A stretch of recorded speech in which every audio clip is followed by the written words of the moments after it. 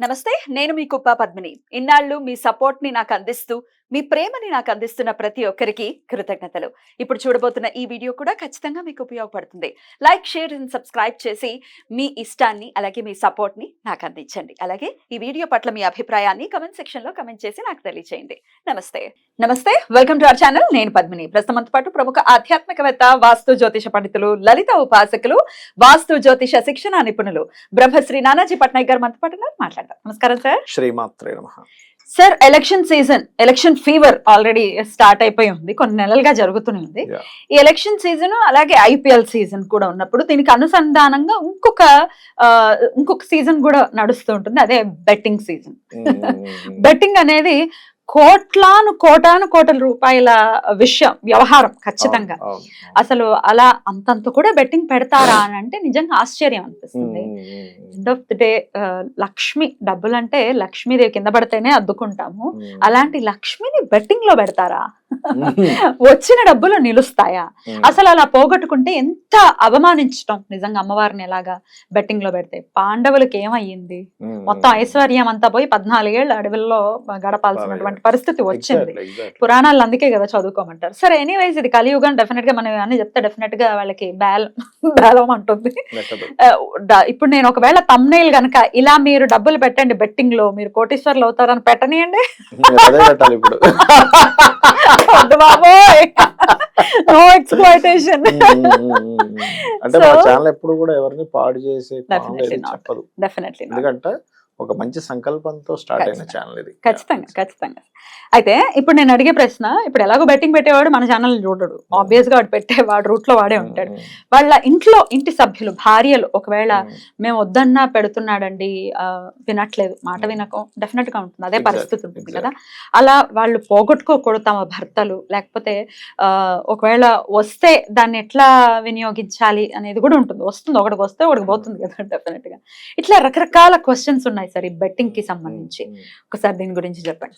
First of all ఏంటంటే అమ్మ, చాలా మంది ఏమనుకుంటారంటే ఈజీగా వచ్చేస్తుంది కదా. అంటే చాలా మంది బెట్టింగ్స్ లో పెట్టడానికి నేను కొన్ని వేల మంది, లక్షల మందితో మాట్లాడిన తెలిసిన విషయం ఏంటంటే, ఫస్ట్ ఆఫ్ ఆల్ వాళ్ళ కష్టాలు ఉంటాయి. ఈ కష్టం నుంచి నేను బయటపడాలంటే ఏదో మిరాకిల్ జరగాలి. అది ఎట్లా జరుగుతుంది? నేను ఒక 10,000తో ఒక 2 లక్షలు 10 లక్షలు సంపాదించుకునేది ఏదైనా మార్గం ఉందా అని వెతికినప్పుడు వాళ్ళకి దొరికిన ఏకైక మార్గం బెట్టింగ్స్. లేదు, నేను అఫీషియల్ గా అనుకుని షేర్స్ లోకి వెళ్తాను.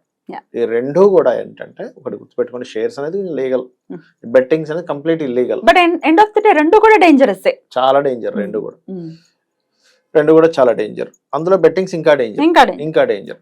అయితే ఇక్కడ ఎప్పుడైనా సరే పాయింట్ అర్థం చేసుకోవాల్సింది ఏంటంటే, బెట్టింగ్ లో పెట్టే ప్రతి వ్యక్తి కూడా బెట్టింగ్ నడిపేవాడు నీకు డబ్బులు ఇవ్వడం కోసం నడపట్లేదు. వాడు డబ్బులు సంపాదించే కోసం నడుపుతున్నాడు. నీ జేబు నింపడానికి, సమాజ సేవ చేయడానికి వచ్చాడా? అంతే కదా.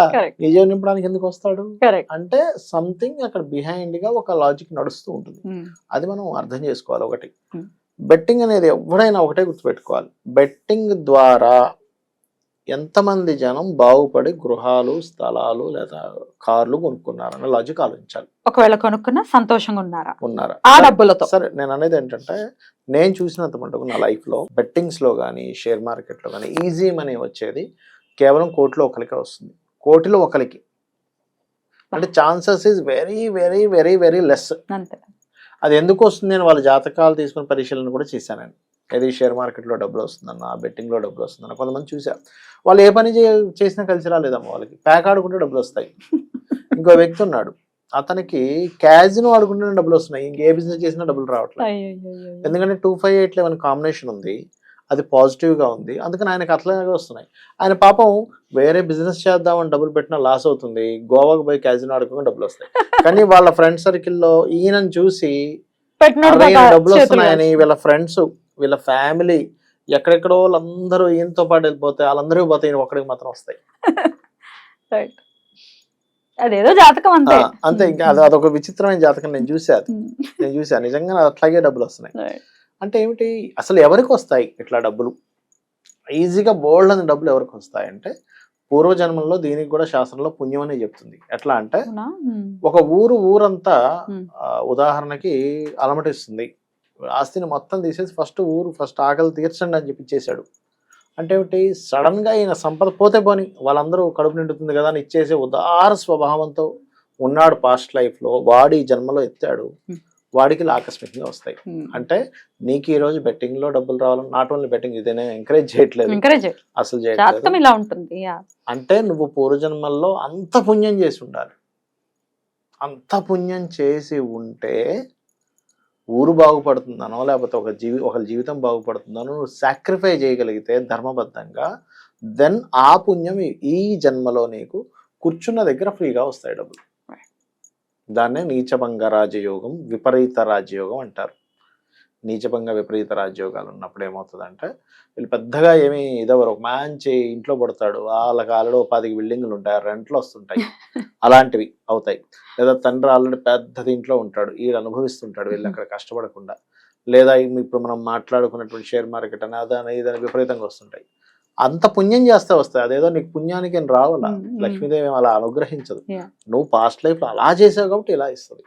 కానీ ఆశ ఉంటుంది సార్, పెట్టేద్దాం వచ్చేస్తాయేమో.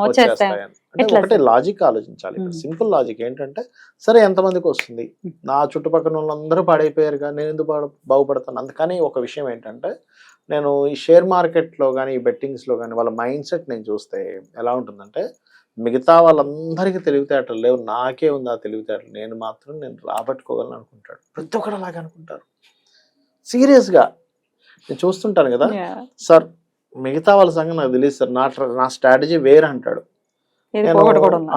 చెప్తా నేను ఆ మనిషి వింటాడు అంటే మంచిగా ఒక టైం తీసుకొని మంచిగా చెప్పి, నేను ఎందులో నీకు డబ్బులు వస్తాయి బాబు, నీకు ఇవి కాదు ఇందులో పోతాయి, సో నీకు రియల్ ఎస్టేట్లో వస్తాయా, ఏదైనా సంథింగ్ ఇంకేదైనా వస్తువులు ఇంపోర్ట్ ఎక్స్పోర్ట్ చేయడం ద్వారా వస్తాయి, టీచింగ్ ద్వారా వస్తాయి అని ఒక క్లియర్ ఇస్తా.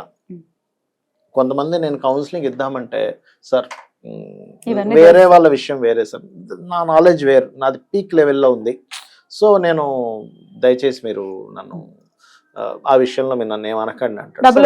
చెప్పండి అంటారా అంటే నేనేం చెప్తాను, సరే అయితే మనం ఓ పని చేద్దామండి, దీని గురించి మనం ఇంకా మాట్లాడొద్దు అంటా, నేను ఈ టాపిక్ వదిలేద్దాం ఇక్కడికి.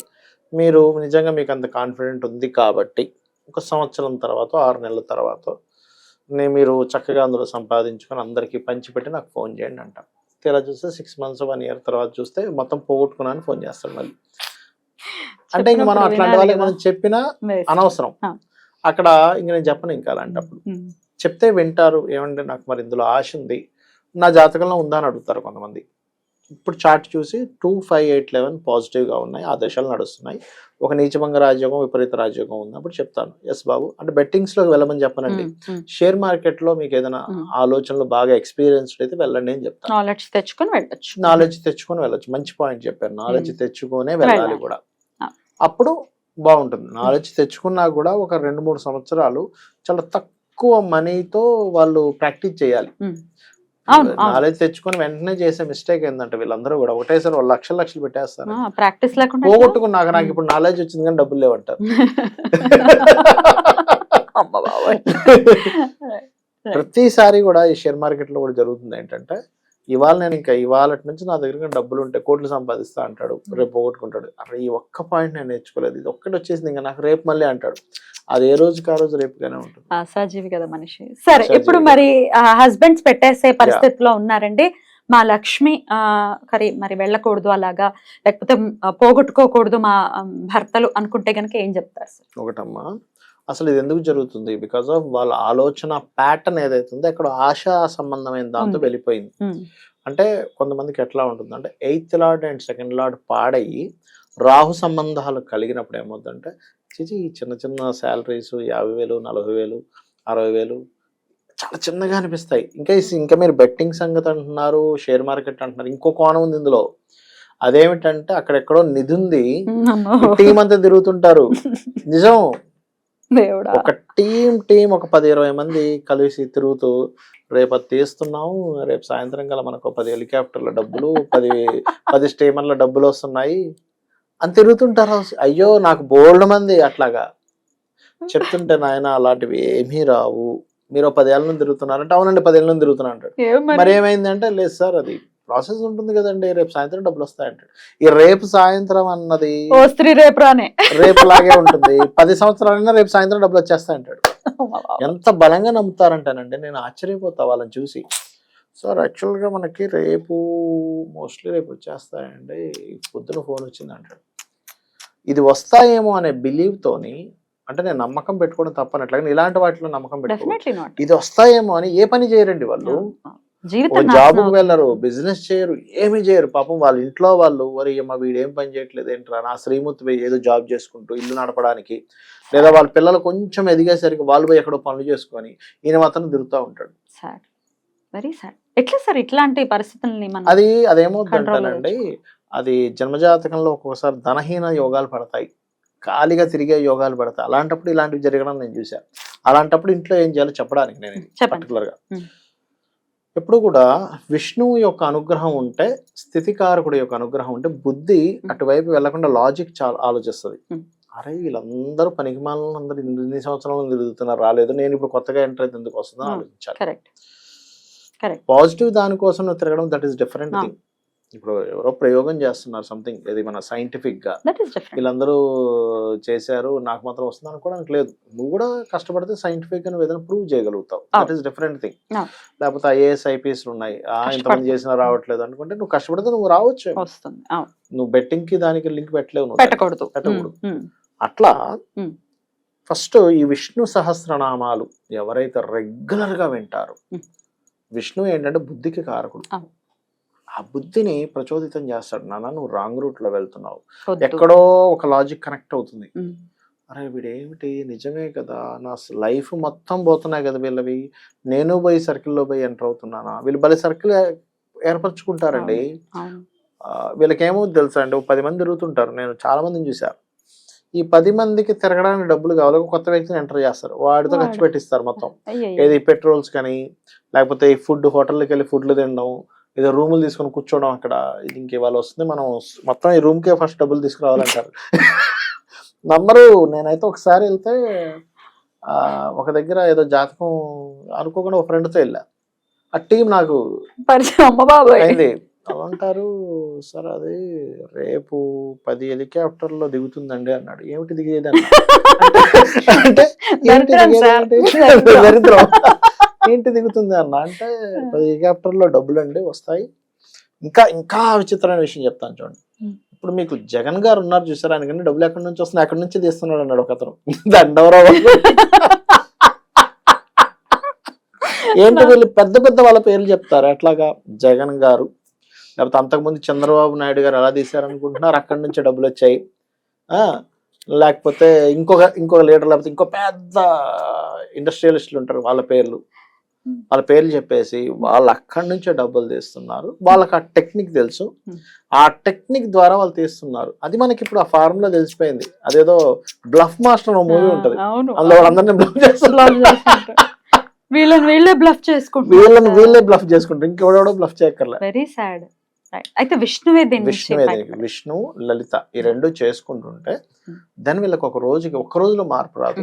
ప్లస్ ఇంట్లో తూర్పు భాగంలో లైట్ గ్రీన్ కలర్ వేసి అక్కడ ఒక రాముడు పట్టాభిషేకం బొమ్మ పెట్టాలి. అప్పుడు ధర్మబద్ధంగా సొసైటీలో నువ్వు ధర్మబద్ధంగా వెళ్ళడం అనేది ప్రారంభం అవుతుంది. ఎంతమంది అమ్మ మీరు నమ్మరు, స్త్రీలు అయితే ఏడుపులు, ఏమండి ఏదో సర్కిల్లోకి పోయాడు, ఆ సర్కిల్లో పోయి తిరుగుతూనే ఉన్నాడు, అక్కడ డబ్బులు వచ్చేది లేదు, ఏం లేదు, పొద్దున్నే వస్తాడు, అదేదో రేపు పొద్దున్నే ఇంకా ₹1,00,00,000 తీసుకురావడం అంటాడు. రోజు ఇలాగే అయిపోతుంది, సంవత్సరాలు గడిచిపోయాయి. దాని నుంచి బయటపడాలి సార్. నిజంగా ఇది ఒక రకమైన మానసిక ఏమవుతుందమ్మా, ఇంట్లో కూడా వేస్ట్ జోన్ లో పోయి నిద్రపోతుంటారు, వేస్ట్ అయిపోతుంది. వేస్ట్ జోన్ లేదా డిప్రెషన్ జోన్స్, మెయిన్ గా వేస్ట్ జోన్స్ లోకి వెళ్తారు. ఆ వేస్ట్ జోన్ లో ఎవరైతే ఎక్కువ పడుకుంటుంటారో వాళ్ళకి దశలు కూడా కనెక్ట్ అయినప్పుడు ఇట్లాంటివి వస్తూ ఉంటాయి. జాగ్రత్త. అండ్ లక్ష్మీదేవిని ఒక్కనాటికి అట్లా పెట్టడం, అవహేళన చేయటం, అవమానించటమే 100%. బెట్టింగ్ లో అమ్మవారిని పెట్టడం అంటే, ఈ ప్యాకెట్ లో కూడా దరిద్రంగా డబ్బులు పెట్టి పోగొట్టుకోవడం దారుణమైనటువంటి విషయం. లేనప్పుడు మాత్రం చిన్నప్పటి నుంచే పిల్లలకి అవి చాలా దరిద్రమైన విషయం అని చెప్పాలమ్మా. పురాణాలు చెప్తే సరిపోతుంది సార్, మహాభారతం చెప్తే అర్థం. అంటే ఇక్కడ ఏమవుతుందంటే మీరు చెప్పింది కరెక్టే. మనం ఏం చేయాలంటే రామాయణ మహాభారతాలు చెబుతూ మంచి చెబుతూ చెడు ఎంత దీనమైన స్థితికి తీసుకెళ్తుంది అనేది కూడా క్లారిటీ ఇవ్వాలి. ఇప్పుడు చాలా మంది చూడండి, ఇప్పుడు నాకు మొన్న ఒక ఆవిడైతే చెప్పింది ఎట్లాగా, ఏమండి మా అబ్బాయికి అన్ని నేర్పిస్తున్నాను కానీ సడన్ గా వేరే వైపు వెళ్ళిపోయాడంటే నేను ఒకటే మాట అలా కదమ్మా, వేరే వైపు వెళ్ళిపోతే వచ్చే పరిణామాలు కూడా మీరు చెప్పలేదమ్మా, మీరు నెగిటివ్ కోణం కూడా చెప్పాలి, కేవలం పాజిటివ్ కోణం చెప్తే కాదు, రెండు తెలియాలి. అలా రెండు తెలిసేలా చేయాలి పిల్లలకి. అగ్ని గురించి చెప్పడం ఎంత ఇంపార్టెంట్, ముట్టుకుంటే కాల్తుందని కూడా చెప్పాలి. అంతే చెప్పాలి. Definitely right sir. డెఫినెట్ గా విష్ణు కష్టపడితేనే రావట్లేదు ఇక్కడ, కష్టపడుతుంటేనే వచ్చేస్తాయా, వస్తే నిలుస్తాయా కదా, మారాలి థాట్ ప్రాసెస్ లో. రైట్ సార్, చాలా చక్కటి విషయాన్ని తెలియజేశారు. Thank you so much sir. నమస్తే. శ్రీమాత్రే నమః.